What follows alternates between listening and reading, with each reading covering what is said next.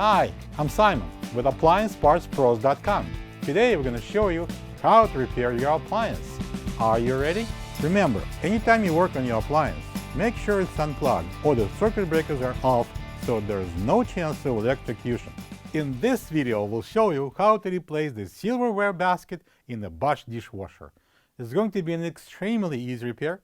Should only take a couple of minutes to show you how to do it. When you open up the package, you're going to get a new silverware basket. The silverware basket keeps the silverware in one place for the best washing results. The main reason why it would need to be replaced is if it breaks or is missing.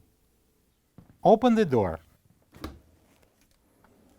Slide out the lower dish rack and remove the old silverware basket by pulling it straight up.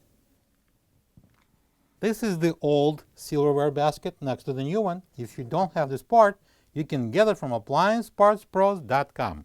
Place the new silverware basket in the lower dish rack with the bottom cutouts over the base wire and the side tabs locking over the side wire. Slide the lower dish rack in and close the door.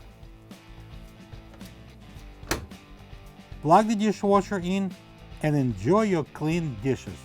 Thank you for being a part of another successful repair brought to you by AppliancePartsPros.com.